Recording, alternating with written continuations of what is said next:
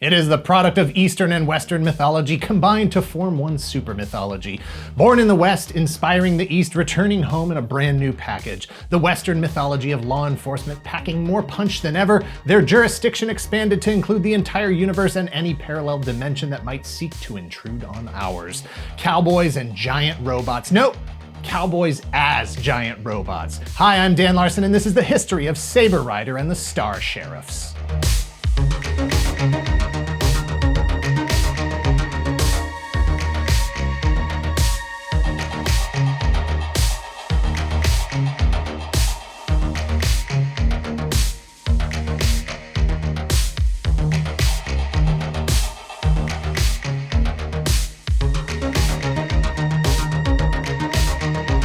Saber Rider and the Star Sheriffs is a 52-episode animated series that originally ran from September of 1987 to September of 1988. It resembles but is legally distinct from the adventures of the Galaxy Rangers and BraveStarr. As humans have moved deep into space, the fringes of the galaxy itself are the new frontier. Cavalry Command serves to protect every planet from threats that might disrupt the peace, but none more dire than the Vapor Beings. Also called Outriders, they have shifted dimensions into our reality in pursuit of natural resources and, as long as they're here, total domination. Star Sheriffs are the individual intergalactic law enforcement officers who wield military-grade weapons and utilize highly advanced technology to fight back. However, they are increasingly at a disadvantage to the even more advanced technology of the Outrider threat. Our robot horses are no match against their giant mech robots. Cavalry Command circles the space wagons and digs deep into their lockboxes to fund and develop a prototype giant robot super ultimate weapon whose deployment on the battlefield will tip the balance in favor of humanity in what could be the last stand for our existence,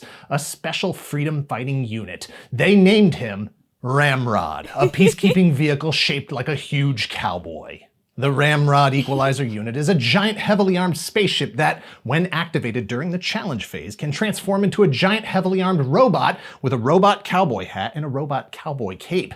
The four pilots relinquish control to Ramrod as he cries out, "Head 'em up, move 'em out, power stride, and ready to ride." And then, together, they absolutely destroy all monsters. The Star Sheriffs are an international cooperative. Their leader and the show's namesake, Saber Rider, hails from Great Britain as indicated by his accent and the Union Jack flag on his helmet that itself is evocative of a Queen's Guard bearskin hat. He's an expert swordsman, marksman, and friend to robot horses. Steed is his personal robot horse that accompanies him into battle. Steed can run at incredible speeds, leap incredible distances, fly through space, and sustain damage well in excess of organic horses. Shinji Fireball Hikari is an expert racer from Japan as indicated by the Japanese flag on his helmet. He drives a space race car called a Red Fury Turbo Racer, essentially a high-speed six-wheeled battle SUV. William Colt Wilcox is from the United States of America as indicated by the flag on his cowboy hat helmet.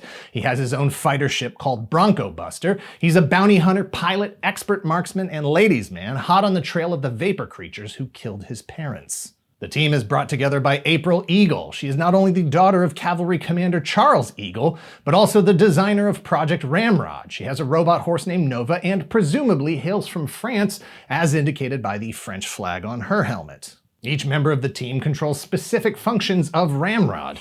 Saber Rider handles overall command, Fireball is the pilot, Colt handles weapons deployment, and April is navigation. Together they are the galaxy's best and last hope against Nemesis, the mastermind behind the Outriders and their incursion into our dimension. Saber Rider and the Star Sheriffs was created by World Events Productions. I say created by because it's the same kind of created by that brought you shows like Voltron, Robotech, and Battle of the Planets, or should I say Beast King Go Lion, Super Dimension Fortress Macross, and Science Ninja Team Gatchaman, respectively. There's a previously existing show in Japan, licensed, imported to the Western market, and rebranded with heavy edits to the story and overall narrative in the interest of selling advertising and associated merchandise. In fact, World Events Productions had success with this formula by adapting Beast King Go Lion and Armored Fleet Die Rugger 15 as two different versions of Voltron in 1984 and 1985. Attempting to replicate that success, World Events Productions licensed Star Musketeer Bismarck, created in Japan by Studio Pierrot. They developed characters, situations, and dialogue that were mostly consistent with the animation available, rearranging, eliminating, and duplicating segments where necessary. World Events Productions went a step further than many east-to-west localizations and created 6 additional episodes that were not part of the original series in order to smooth out some of the story elements that they weren't able to reconcile with the existing footage. 聖獣士ビスマルクアローストライカー発進行けドナテルドロードレオンローオフロードタイプのダイナミックなカースタイリングロードレオン3台のマシンにクラッシャーガンポットアイビームビーム砲搭載ロードレオンドナテルドアローストライカー発売中 There are some significant differences between the two series. Saber Rider in Saber Rider is Richard Lancelot in Bismarck. While he is an important part of the team, he's not the leader. Saber Rider's Fireball is Bismarck's Shinji, the actual center character because, he's from Japan.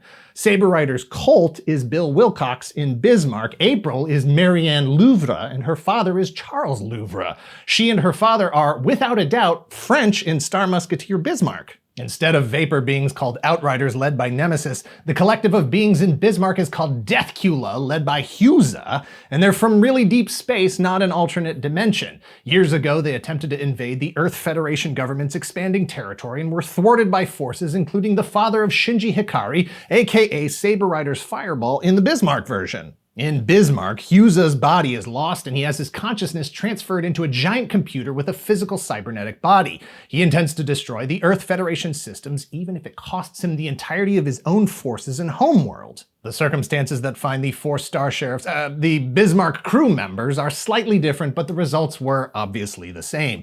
The real changes were made to center the Western characters and to accommodate the strict standards for television programs aimed at the target demographic in the US versus Japan. In Japan, the market was viewers up to age 16. Shows that depicted death and some lightly adult situations and language were expected.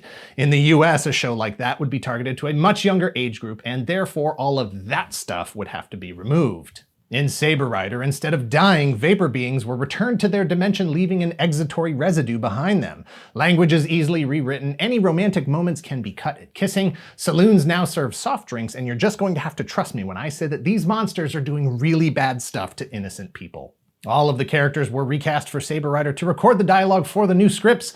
The cast featured some of the biggest names in voice acting at the time and still today. Rob Paulson as Saber Rider, Pat Fraley as Fireball, Townsend Coleman as Colt, BJ Ward, Tress McNeil, Neil Ross, Arthur Berghard, and Peter Optimus Prime Cullen as the narrator and voice of Ramrod itself. And while we're on the subject, can we please cut the giggling, okay?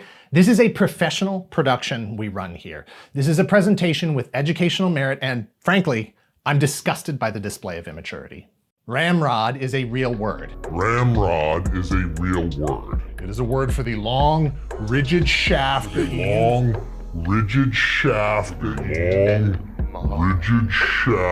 you use to drive the ammunition down the barrel of a muzzle-loading firearm after you've compacted the propellant.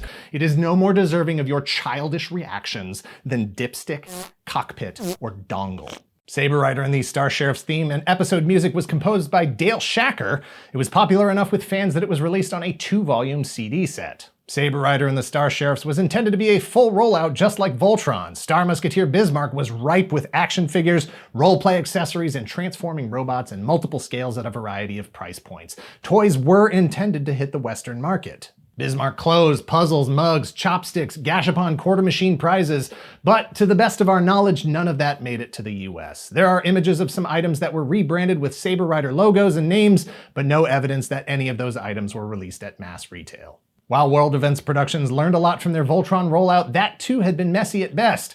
Toy releases were split between Matchbox, Panache Place, LJN, and that wasn't necessarily the fault of World Events Productions. Licensing in the early 1980s was like the Wild West. Japanese properties everywhere being claimed by American producers with nothing more than a handshake and drinks over lunch. Hard to know who owned what and what they were legally allowed to do with it. And none of it mattered as long as there was some cash to grab for even a brief window. Everyone clamoring to be the one to grab a popular, established Eastern brand to remake into something they could sell in the West. Some of the legal fallout from this era is still being sorted out today. Several episodes of Saber Rider and the Star Sheriffs hit VHS, even more on DVD. In November of 2008, the first DVD set was released by VCI Entertainment. It was followed by a second set in August of 2009 and a third later that year in October. Fans of Saber Rider and the Star Sheriffs would have to wait until 2016 to see their heroes in comic books. Lion Forge Studios brought Saber Rider back in a 4-issue miniseries written by Margaret Scott and Sendall Arts. It was good?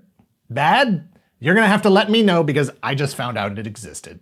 In 2010, a German independent game developer called Fire Hazard Studio announced that they were working on an officially licensed Saber Rider video game. They showed off an early preview at E3 in 2011 and then shenanigans! Probably those darn vapor beings from the alternate dimension. The studio collapsed, and then in 2014, a new studio with many of the same people called Team Saber Rider took over.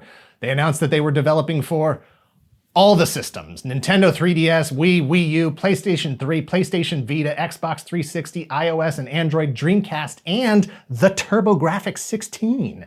They ran a Kickstarter campaign from August to October of 2015. Over 1,000 people contributed over $96,000. The game was targeted for a 2016 release. However, in January of 2017, Steam Greenlight announced that Saber Rider was going to be released Q3 2017. If only it weren't for whatever caused the delays on top of delays. The last public updates we could find were from September of 2018. The commenters on the Kickstarter are not happy. There is a playable demo somewhere, but that's the end of that story, and the project appears to be dead. In 2019, MEP Toys announced a new line of Saber Rider toys to be released in 2019, but that too appears to have been wishes whispered unto the universe in the hopes that miracles are real and wanting something to be true is as good as doing the work to make it so. Their blog has not been updated since March of 2019. There is no reboot, no shared cinematic universe, no Netflix animated series in development. Hasbro is not pursuing the rights and IDW isn't interested. There are no Kickstarters currently ongoing to fund a tabletop role-playing game. Saber Rider and the Star Sheriff suffered from being a face in the crowd on two fronts. They were another East to West translation at a time when television was packed with East to West translations, all paling in comparison to the popularity of Transformers. And it was one of 3 different shows that had attempted to present audiences with an action-packed sci-fi space adventure, reinterpreting Western Old West tropes through a filter of Eastern visuals and storytelling. Had Galaxy Rangers, BraveStarr, and Saber Rider hit 2 or 3 years apart, they may have had a shot. Together, they guaranteed each other's demise. Thanks for watching. Please hit like, hit subscribe if you're not already a subscriber. Thank you very much to those of you who already are. If you haven't heard, we started a second channel called Toy Galaxy 2. That's TOO. Head over there and subscribe for stuff we don't post here. If you're in the position to help the channel grow, please visit our Patreon at patreon.com/toygalaxy or become a YouTube channel member. Please share this video and let us know in the comments down below which character is your favorite: Saber Rider's Ramrod, Galaxy Ranger's Buzzwang, or BraveStarr's Thunderstick. Cut.